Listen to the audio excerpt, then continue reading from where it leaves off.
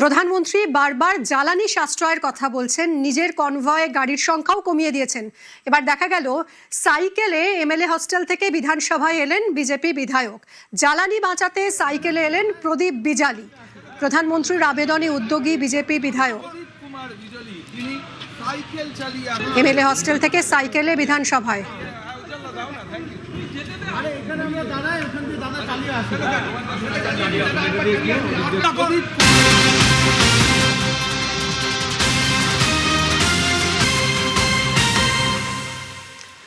অবশেষে ইডি দফতরে শান্তনু সিনহা বিশ্বাস। দুই আইনজীবীকে নিয়ে ইডি দফতরে এলেন শান্তনু।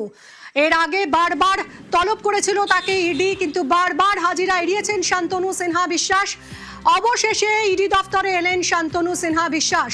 দুই আইনজীবীকে নিয়ে ইডি দফতরে এলেন শান্তনু। সকাল 11:05 ইডি দফতরে শান্তনু। কলকাতা পুলিশের ডিসি শান্তনু সিনহা বিশ্বাস। অনুপ রয়েছে, আরো ডিটেলে জানাবে অনুপ।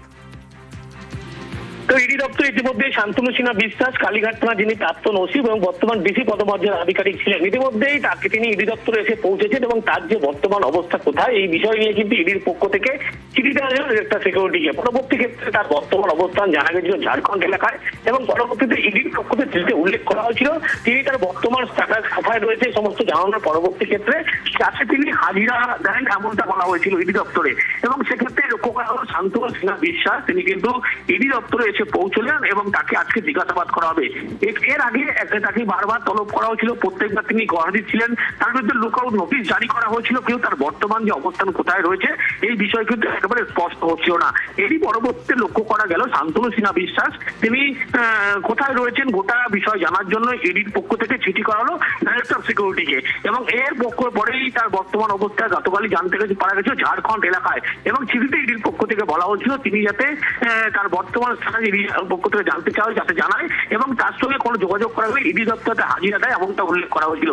কিন্তু দেখা গেল আজকে সকাল ঠিক 11টার সময় ইডি দপ্তরে আচমকা এসে পৌঁছলেন শান্তনু সিনহা বিশ্বাস। তার বিরুদ্ধে কঠোর পদক্ষেপ নেওয়া হবে এমনটাও ইডির পক্ষ থেকে বলা। যদি ইডি দপ্তরে তিনি এসছেন তাকে জিজ্ঞাসাবাদ করা হবে।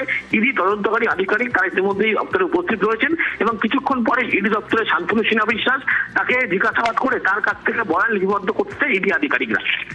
অনুপ, এই শান্তনু সিনহা বিশ্বাসের বিরুদ্ধে কি অভিযোগ, তার কাছ থেকে ঠিক কি কি বিষয় জানতে চাইবে ইডি? তবে শান্তনু সিনহা বিশ্বাসের বিরুদ্ধে যে অভিযোগ শুধুমাত্র একটি মামলা নয়, এর আগে কয়লা পাচার মামলার ক্ষেত্রে তার গুরুত্বপূর্ণ ভূমিকা ছিল বলে এমনটা তথ্য উঠে এসেছিল, সেই মামলায় তাকে তলব করা হয়েছিল। সেই দিল্লিতে হাজিরা থেকে শুরু করে কলকাতায় প্রত্যেক ক্ষেত্রে গড়া দিচ্ছিলেন। অন্যদিকে সোনাপাপ্পু মামলার ক্ষেত্রেও কিন্তু তার নাম যোগসূত্র উঠে এসেছিল, সেক্ষেত্রে তাকে জিজ্ঞাসাবাদ করতে চায় ইডি এমনটা বারবার তাকে নোটিশ করা হচ্ছিল। কিন্তু এই মর্মে দেখা যায় যে নোটিশ করার পরবর্তী ক্ষেত্রেও তিনি হাজিরা এড়িয়ে যাচ্ছিলেন এবং একাধিকবার হাজিরা এড়িয়ে যাওয়ার পরবর্তী ক্ষেত্রে দেখা যায় ইডির পক্ষ থেকে লুকআউট নোটিশ জারি করা হচ্ছিল এবং তিনি অন্য দেশে পালিয়ে যাওয়া ছক করছিলেন এমনটা ইডির পক্ষ থেকে মনে করা হচ্ছিল। তারপরেও যখন তার খোঁজ না পাওয়া যাচ্ছিল দেখা যায় গতকালই ইডির পক্ষ থেকে চিঠি করা হয় রাজ্যের ডিরেক্টর অফ সিকিউরিটিকে এবং তিনি কোন পদমর্যাদায় বর্তমানে কাজ করছেন, তার স্ট্যাটাস বর্তমানে কি এবং কোথায় রয়েছেন এবং চিঠিতে উল্লেখ করা হয়েছিল যে তার সঙ্গে যোগাযোগ করা গেলে তিনি যাতে সশরীরে ইডি দপ্তরে হাজিরা দেন এমনটা বলা হয়েছিল। এবং গতকালকে তার বর্তমান অবস্থান ঝাড়খণ্ড এমনটা জানতে পারা গেছিল এবং তার পরবর্তীতে লক্ষ্য করা গেল আজকে আচমকা শান্তনু সিনহা বিশ্বাস যিনি কালীঘাট থানার প্রাক্তন ওসি বর্তমান ডিসি পদমর্যাদা আধিকারিক অফিসার তিনি কিন্তু এসে উপস্থিত হলেন এবং এই মুহূর্তে ইডি দপ্তরে রয়েছেন এবং ইডি আধিকারিকরা এই বেশ কয়েকটি মামলায় তাকে আজকে জিজ্ঞাসাবাদ করবে এবং ইডির পক্ষ থেকে কঠোর যে মনোভাব নেওয়া হবে এমনটাও কিন্তু উল্লেখ করা হয়েছে চিঠিতে। সঙ্গে থাকো অনুপ, আপনাদের আরো একবার জানাই এই মুহূর্তের খবর। ইডি দফতরে শান্তনু সিনহা বিশ্বাস। দুই আইনজীবীকে নিয়ে ইডি দফতরে এলেন শান্তনু। সকাল 11:05 নাগাদ ইডি দফতরে পৌঁছন শান্তনু সিনহা বিশ্বাস।